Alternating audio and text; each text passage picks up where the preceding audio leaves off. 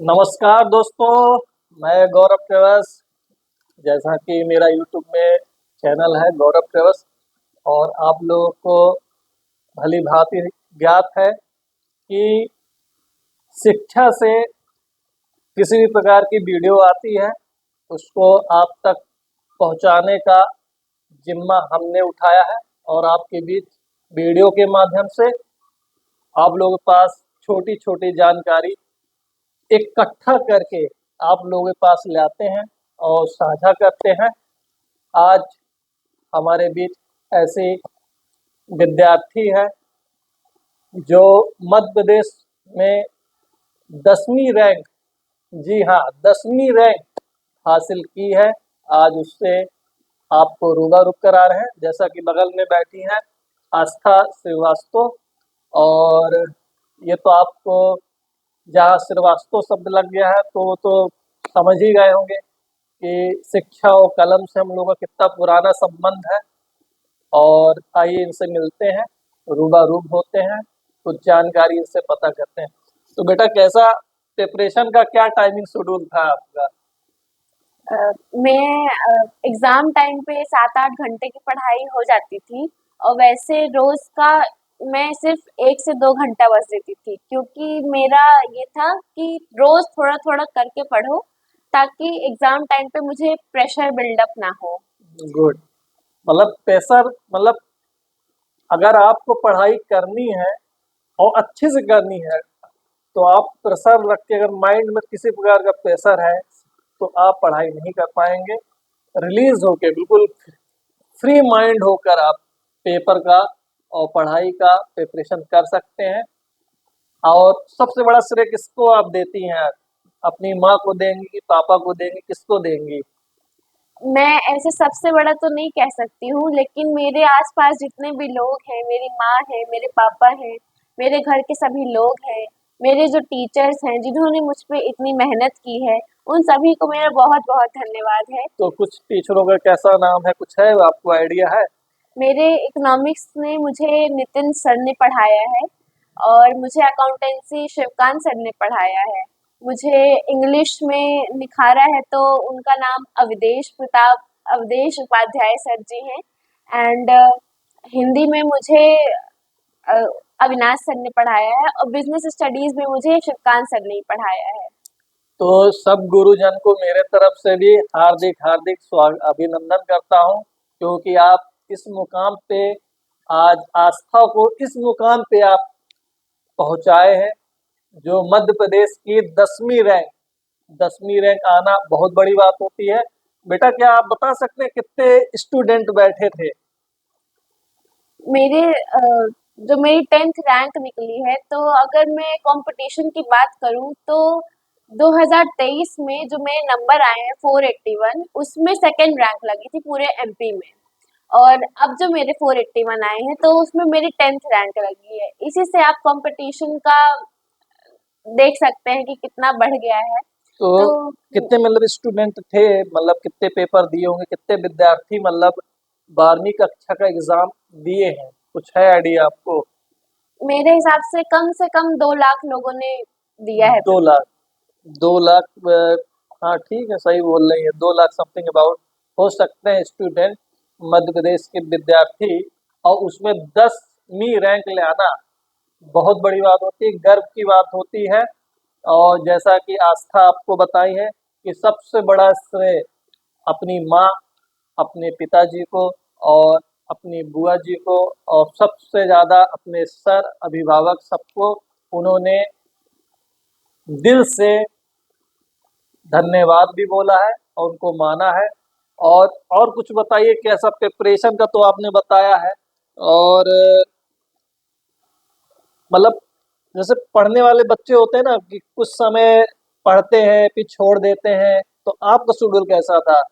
कितने घंटा आप देती थी, कितना टाइम आप निकालती थी पढ़ाई के लिए? क्योंकि सुनने में आया कि आप थोड़ा सा सहज योग का भी आप फॉलो अप करती हैं। मेरे को कहीं सुनने को मिला है कि सहज योग पे भी है। और जैसा कि आपके घर में बैठा हुआ हो और श्री माता जी का फोटो भी लगा हुआ है, तो आपन तो मतलब मेडिटेशन का इसमें कितना बड़ा रोल है आपके? मैं अपना 10th का रिजल्ट जो मेरा था, जिसमें जब मैं सहयोग में नहीं थी, तो वो कुछ खास नहीं था। लेकिन जब मैं 10th के बाद जब मुझे थोड़ा सा डिप्रेशन लगा, क्योंकि रिजल्ट उतना अच्छा नहीं था, तो मैं श्री माता जी की शरण में, जिन्होंने सहयोग स्थापित किए हैं, उसमें आई थी। तो उसके बाद से मेरे जो मेमोरी पावर है, मेरे जो स्ट्रेस लेवल जो है, तो वो बहुत कम हो गए हैं और मेमोरी पावर उससे भी ज़्यादा बढ़ गई है। तो यही चीज़ मुझे काफ़ी फ़ायदेमंद रही है। और मैं रेगुलर स्कूल जाती थी और रिवीजन के लिए एकता मैम थी मेरी, और साथ ही में मैं लगातार नहीं पढ़ती थी कभी भी, लेकिन जितना भी जब भी पढ़ती थी तो पूरे मन से पढ़ती थी। जब भी पढ़ती थी सारे कॉन्सेप्ट्स क्लियर करके पढ़ती थी, ना केवल मार्क्स गेन करने के लिए बल्कि अपनी नॉलेज के लिए पढ़ती थी। तो वही चीज़ आज मुझे काफ़ी फ़ायदेमंद लगी है और आज मैं इस 10th रैंक में पहुँच पाई हूँ। मैं अपने छोटे भाई-बहनों के लिए बस यही कामना करूँगी कि आज मैं 10th में हूँ, तो कल को वो 12th में 2nd, 3rd रैंक में आएँ। तो आने वाली जो जर्नी है आपकी अब, तो अब किसमें आप फोकस करेंगी? मैं सीए करने वाली हूँ सीए और की तैयारी? हाँ, सीए करने वाली हूँ, और जब सीए मेरा क्रैक हो जाएगा, तो उसके बाद मैं आरबीआई में अपनी 20 ग्रेड में सहायक अपनी सेवाएँ देने का प्रयत्न करूँगी। उनका पेपर देने के बाद उसमें दाखिला लेने की कोशिश करूँगी। बहुत अच्छी बात है, क्योंकि कहते हैं कि एक से एक एक जो बच्चा है, एक जो न्यू है, तो वो एक हायर लेवल में जाने का प्रयासरत हो रहता है, हमेशा कुछ न कुछ करता है। और जैसा कि आस्था ने बताया कि मैं सीए की तैयारी करूँगी, कॉम्पिटिशन उसका भी अचीवमेंट करूँगी, और उसका भी रूपरेखा इन्होंने बना के रखा है, माइंड में सेटअप करके रखा हुआ है पहले से ही।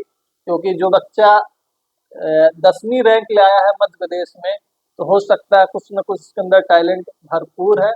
और इस तो सीए की तैयारी मेरे ख्याल से कंपटीशन फाइट करने में बहुत उम्मीद करता हूँ कि मतलब मेरे ख्याल से निकल ही जाएगा, ऐसा उम्मीद है। तो और क्या है? और पापा जी आप किस में हैं? मेरे पापा डीओ ऑफिस में सहायक बी ग्रेड में पदस्थ हैं। क्या नाम, शुभ नाम पापा जी का क्या नाम है? श्रीमान विनय कुमार श्रीवास्तव। विनय कुमार श्रीवास्तव। और माता जी का क्या नाम है? मेरी माँ का नाम श्रीमती सुजाता श्रीवास्तव है। माता जी का नाम श्री सुजाता श्रीवास्तव। तो और कुछ? तो श्री माता जी की फोटो लगी हुई है, हालांकि वो फोटो भी आपको मैं थोड़ा सा वीडियो के माध्यम से शेयर करूंगा, दिखाऊंगा, क्योंकि बहुत प्रचलित है। और इनका मेरे ख्याल से कहाँ पे श्री माता जी का, कहीं पे सुनने में आता है कि कहीं पे इनका स्थान है, कहाँ पे स्थान है इनका? इनका जन्म छिंदवाड़ा में हुआ है, छिंदवाड़ा में। और अब ये हालांकि अब इस दुनिया में नहीं है, लेकिन इन्होंने जो हमें दिया है, जो सहयोग हमें पद्धति दी है, इसके माध्यम से हम इन्हें रोज याद करते हैं और इनके जो सैक्रिफाइसेस रहे हैं उनको हम कम करने की कोशिश करते हैं, क्योंकि इंसान सिर्फ खाने पीने सोने के लिए पैदा नहीं हुआ है, बल्कि कुछ हासिल करने के लिए बहुत पैदा बढ़िया हुआ है। बात, बहुत बढ़िया बात। ये एक बहुत अच्छी बात निकल के आई कि इंसान के नित्य दिन की चीज जो है, खाना पीना उठना बैठना, इसके लिए इंसान नहीं बना हुआ है, कुछ करने के लिए बना हुआ है। और अच्छी लगन से, जैसे कि इन्होंने कंपटीशन फाइट किया, आज 10वीं रैंक है मध्य प्रदेश में। अब इनसे कुछ मेडिटेशन के बारे में पूछेंगे अपन, कुछ जानकारी उनकी मेडिटेशन से पता करेंगे, क्योंकि ये मेडिटेशन को ही फोकस करके आप 10वीं रैंक ही हासिल की है। तो कुछ बताने का प्रयास करिए, कैसा क्या, कुछ चक्रों के बारे में बताइए, कुछ कैसा क्या है? सहज योग ध्यान की एक ऐसी पद्धति है जिसमें हम अपने शरीर में, जो सूक्ष्म शरीर है हमारा, उसमें हमारे 3 नाड़ियाँ और 7 चक्र होते हैं। ये सहज योग इसी को क्लियर करने की और सभी पांचों तत्व के साथ मिलकर अपने शरीर की सफाई करने के लिए है। ये हम मेडिटेशन इसलिए करते हैं क्योंकि हमारा जो दिमाग है, तो उसमें काफी विचार चलते रहते हैं।